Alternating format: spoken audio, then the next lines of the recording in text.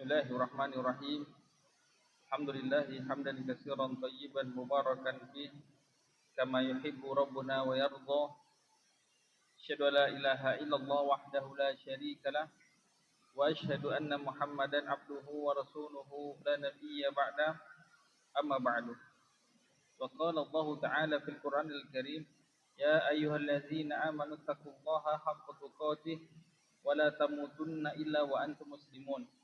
وقال يا أيها الناس اتقوا ربكم الذي خلقكم من نفس واحدة وخلق منها زوجها وبث منهما رجالا كثيرا ونساء واتقوا الله الذي تساءلون به والأرحام إن الله كان عليكم رقيبا. وقال يا أيها الذين آمنوا اتقوا الله وقولوا قولا سديدا يصلح لكم أعمالكم ويغفر لكم ذنوبكم ومن يطع الله ورسوله فقد فاز فوزا عظيما. Jamaah rahimani wa rahimakumullah. Insyaallah pada siang ini kita akan lanjut kembali pembahasan kita mengenai iri, mengenai hasad. Di pertemuan-pertemuan sebelumnya kita telah membahas dalil dan juga keterangan para ulama tentang bahayanya memiliki sifat iri, sifat hasad ini. Ya, atau istilah di bahasa Indonesia yang sederhana yaitu susah melihat orang senang. Ini berlaku di dunia kerja, di dunia bisnis. Menyaksikan orang-orang di sekitar kita, kenalan-kenalan kita, bahkan teman sampai saudara yang mendapat pencapaian-pencapaian dunia, keberhasilan dunia, kadang ada rasa di hati, rasa tidak suka, tidak senang ketika melihat orang-orang tadi berhasil dan sukses. Nah, itu indikasi atau kaidah atau acuan bahwasanya seseorang itu memiliki sifat hasad. Dia tidak suka saja melihat orang senang, itu indikasi awal seseorang memiliki sifat hasad. Dan bahaya hasad kita juga sudah bahas di pertemuan sebelumnya. Hasad itu adalah bentuk protes kepada Allah. Dia tidak terima ketika Allah memberikan kenikmatan karunia kepada saudara kita, kepada saudaranya. Hasad itu hanya menyakiti diri sendiri. Iri itu kalau sampai level akut, tidak ada yang bisa membuat hatinya senang kecuali nikmat itu hilang dari pemiliknya. Bahkan tercatat dalam sejarah banyak kehancuran, mulai dari iblis karena iri kepada Nabi Adam, mulai dari Qabil karena iri kepada saudaranya anak Nabi Adam, maka dibunuhlah saudaranya. Terjadilah tidak pembunuhan pertama kali di dunia. Yahudi, kemudian Abu Jahal itu karena iri kepada Nabi alaihi salatu wassalam selaku Nabi. Nah, sekarang kita akan membahas solusi atau upaya agar kita tidak memiliki sifat iri dan sifat hasad ini kepada teman dan kepada saudara. Apa langkah-langkah? Apa nasihat di dalam syariat yang bisa kita petik, kita ambil agar kita tidak memiliki sifat iri dan hasad ini? Yang pertama, kita harus sadar, harus paham bahwasanya pencapaian yang didapat oleh saudara kita itu memang karunia, itu memang rezeki, itu memang jatah dari Allah untuk saudara kita. Kita harus paham itu. Itu memang takdir yang Allah tetapkan untuk saudara kita. Ini sebagaimana firman Allah Ta'ala di surah Al-Jumu'ah ayat 4.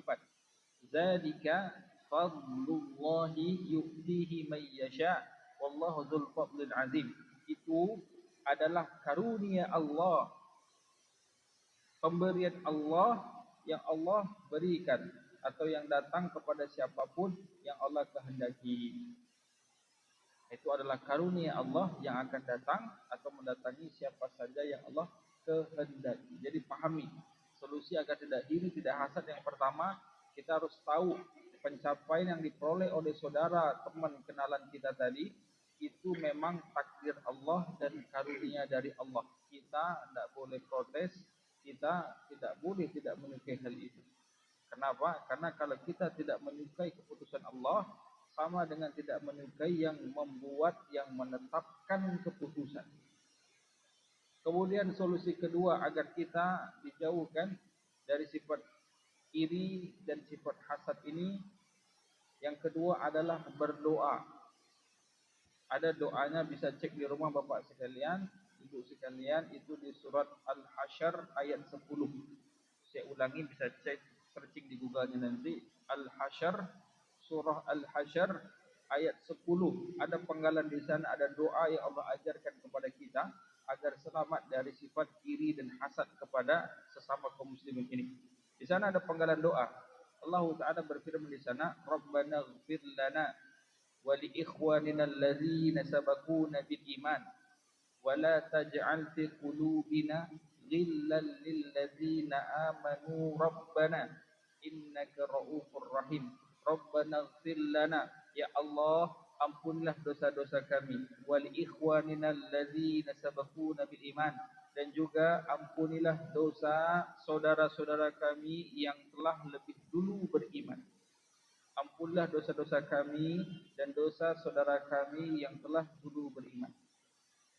Kuncinya di sini. Wala taj'al fi qulubina ghillan lil ladzina amanu rabbana, dan janganlah engkau jadikan di hati kami rasa iri hati kepada orang-orang yang beriman, wahai Tuhan kami. Wala taj'al fi qulubina ghillan lil ladzina amanu rabbana, dan janganlah engkau jadikan di hati kami, di hati-hati kami, rasa iri, hasad kepada orang-orang beriman, wahai Tuhan kami. Jadi kita minta apa kepada Allah agar kita tidak memiliki sifat iri, sifat hasad kepada saudara kita, kepada teman kita. Karena memang kita pernah kupas, kadang orang berteman dekat tapi bisa saling iri, yaitu susah atau tidak suka melihat temannya, saudaranya itu senang.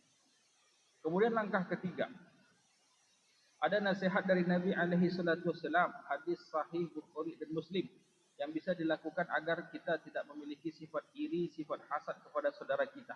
Nabi alaihi salatu wasallam bersabda, "Unzuru ila man huwa asfala minkum wa la tanzuru ila man huwa fawqakum fa innahu ajdaru alla yazdaru ni'matallahi 'alaikum."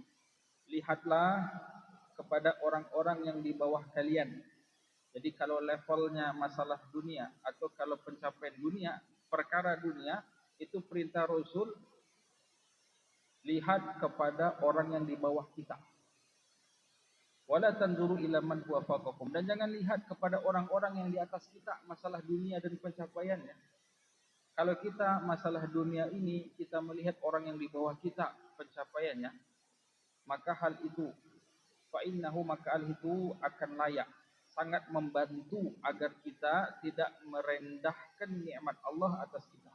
Itu lebih membantu kita untuk bersyukur kepada Allah. Ini rumus kehidupan dari Nabi SAW. Jadi kita kalau dalam menjalani kehidupan, kita tidak usah terlalu, bahkan tidak dilarang kita melihat orang-orang sukses dunia itu, Pak.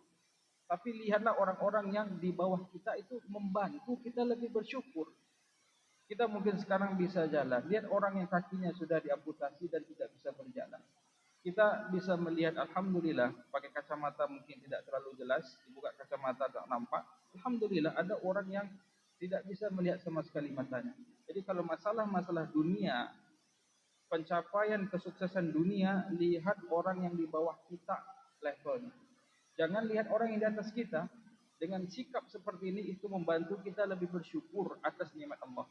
Tapi kalau kita masalah dunia, pencapaian ini, lihat orang-orang di atas kita, oh dia sudah begitu, dia sudah begini, kendainya sudah sekian, income-nya, pemasukannya sekian. Itu kadang-kadang kita, atau itu membuat kita tidak bersyukur dengan apa yang kita peroleh. Padahal banyak orang-orang menginginkan kehidupan seperti yang kita jalani. Banyak orang-orang yang kurang beruntung tidak seperti kita. Ini resep dari Nabi alaihi salatu wasallam, hadis sahih Bukhari dan Muslim.